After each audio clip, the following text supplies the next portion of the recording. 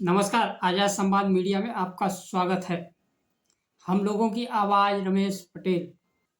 लोकसभा में विपक्ष के नेता राहुल गांधी को संसद में बोलने नहीं दिया जा रहा है। दलित समाजवादी पार्टी के दलित सांसद के घर पर हमला। लोकसभा में विपक्ष के नेता राहुल गांधी ने कहा, मुझे लोकसभा में बोलने नहीं दिया जा रहा है। लोकतंत्र में सरकार और विपक्ष की जगह होती है, लेकिन यहाँ विपक्ष के लिए कोई जगह नहीं है। यहाँ केवल सरकार के लिए जगह है। राहुल गांधी ने लोकसभा अध्यक्ष पर बड़ा आरोप लगाया। उन्होंने संसद के बाहर मीडिया से बात करते हुए कहा कि जब मैं लोकसभा में अपनी बात रखने के लिए खड़ा होता हूं तो मुझे बोलने नहीं दिया जाता है। मैं नहीं जानता सदन किस प्रकार चल रहा है, मुझे नहीं पता क्या हो रहा है। मैं उनसे अनुरोध किया मुझे बोलने दें, लेकिन स्पीकर लोकसभा स्थगित कर भाग गए। सदन चलाने का कोई तरीका नहीं है। स्पीकर चले गए और मुझे बोलने नहीं दिया गया। मिला तो लोकसभा के बाहर आकर राहुल गांधी ने मीडिया से बात की। मेरे बारे में कुछ निराधार बातें कही जा रही, फिर सदन को स्थगित कर दिया गया। इसकी कोई जरूरत नहीं थी। हम यहाँ जो कहना चाहते हैं कहने दिया जाता। हम संसद में जो कहना चाहते उसे कहने दिया जाता। मैं बिल्कुल शांत बैठा था और एक शब्द नहीं बोला। पिछले 7-8 दिनों से बोलने नहीं दिया जा रहा।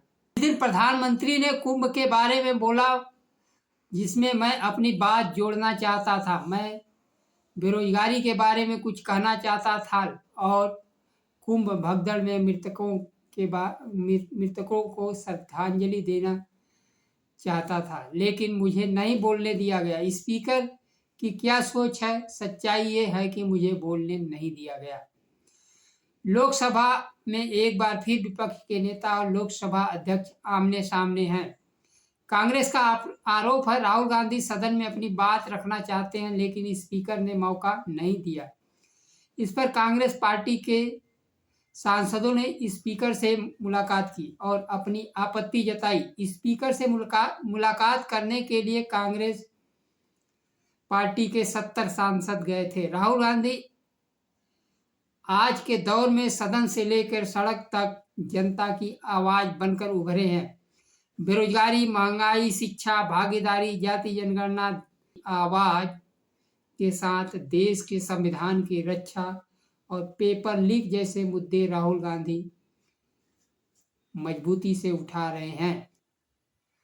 वहीं केंद्र की भारतीय जनता पार्टी और एनडीए सरकार शिक्षा, नौकरी, बेरोजगारी, पेपर लीक, किसानों के एमएसपी आरक्षण जैसे मुद्दे से बचना चाहती है और इन मुद्दों से ध्यान भटकाने के लिए इतिहास की कब्र खोद रही है और धार्मिक उन्माद फैलाकर राजनीति करना चाहती है। लोकतंत्र में जब विपक्ष के नेता को बोलने नहीं दिया जा रहा है तो आम जनता के अधिकार और बाबा साहब के संविधान का क्या होगा? अब संसद में जब नहीं बोलने दिया जा रहा है तो एकमात्र रास्ता सड़क बचता है। शिवसेना के सांसद संजय राउत ने कहा कि स्पीकर सत्ताधारी पार्टी के प्रवक्ता के रूप में बोलते हैं।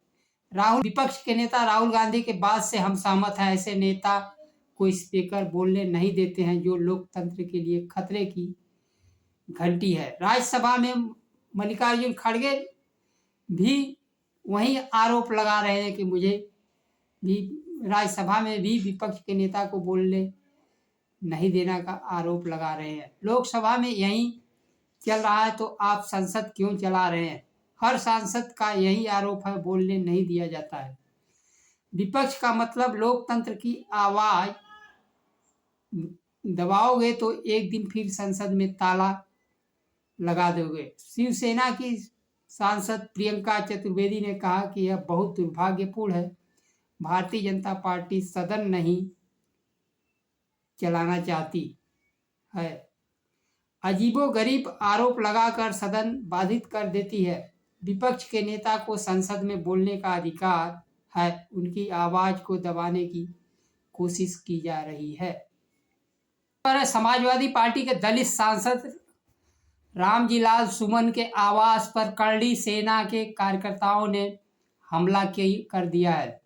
हमले का कारण राणा सांगा पर संसद पड़ी को लेकर हुआ। करड़ी सेना के कार्यकर्ता बुलडोजर लेकर पहुंचे थे।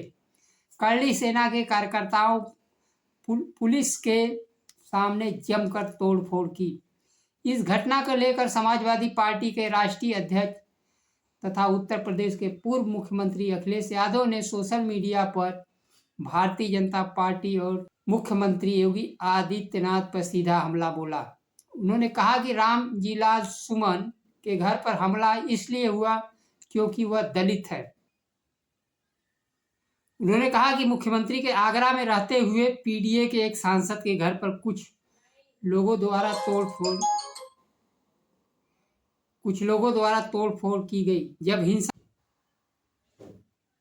हिंसा रोकी नहीं जा सकती तो जीरो टॉलरेंस तो जीरो होना ही है। अखिलेश यादव ने पूछा, मुख्यमंत्री का प्रभाव क्षेत्र दिन पर दिन कम होता जा रहा है। अगर वह मुख्यमंत्री है तो तुरंत कार्रवाई करें और दोषियों को एआई से पहचान कर दंडित करें, नहीं तो मान लिया जाएगा कि पीडीए सांसद के खिलाफ उनकी अनुमति से तोड़फोड़ हुई थी। वहीं डिंपल यादव ने कहा कि भारतीय जनता पार्टी हमले करा रही है। डिंपल ने कहा, शासन प्रशासन वाले जानबूझकर समय पर नहीं पहुंचे, सरकार ने ही यह सब कराया। डिंपल ने कहा, असामाजिक तत्व इस तरह हरकत कर रहे हैं जैसे भारतीय जनता पार्टी के लोग उनका समर्थन कर रहे हैं। अखिलेश यादव ने यह भी कहा कि समाजवादी पार्टी सामाजिक न्याय और समता मूलक समाज की स्थापना में विश्वास करती है। हम कमजोर से कमजोर व्यक्ति को सम्मान दिलाना चाहते हैं। हमारा उद्देश्य किसी महापुरुष के अपमान करने का नहीं है। भारतीय जनता पार्टी ने इतिहास के कुछ विषयों को